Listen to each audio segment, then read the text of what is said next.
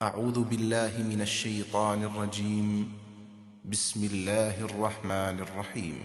وقالت اليهود يد الله مغلولة غلت أيديهم ولعنوا بما قالوا بل يداه مبسوطتان ينفق كيف يشاء وليزيدن كثيرا منهم ما أنزل إليك من ربك طغيانا وكفرا وألقينا بينهم العداوة والبغضاء إلى يوم القيامة كلما أوقدوا نارا للحرب أطفأها الله ويسعون في الأرض فسادا والله لا يحب المفسدين.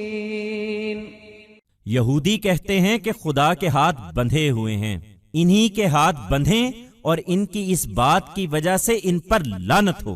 ہرگز نہیں، بلکہ اس کے دونوں ہاتھ کھلے ہیں، وہ جس طرح چاہتا ہے عطا فرماتا ہے. حقیقت یہ ہے کہ ان میں سے بہتوں کی سرکشی اور ان کے کفر کو وہ چیز بڑھا کر رہے گی جو تم پر تمہارے پروردگار کی طرف سے نازل ہوئی ہے. ان کا یہی رویہ ہے جس کے باعث ہم نے قیامت کے دن تک کے لیے ان کے درمیان دشمنی اور عداوت ڈال دی ہے. یہ جب کبھی جنگ کی آگ بھڑکاتے ہیں اللہ اسے بجھا دیتا ہے، ورنہ یہ تو اسی طرح بغاوت پھیلاتے اور زمین میں فساد برپا کرنے کی کوشش کرتے ہیں، مگر اللہ ان فساد برپا کرنے والوں کو ہرگز پسند نہیں کرتا. The Jews say, God's hands are tied. May their own hands be tied and may they be cursed for this statement of theirs, by no means. In fact, both his hands are outspread, he bestows as he intends. In reality, what has been revealed to you from your Lord is bound to increase the rebelliousness and disbelief of many of them. It is because of this attitude of theirs due to which, we have stirred among them enmity and hatred that will continue until the day of judgment.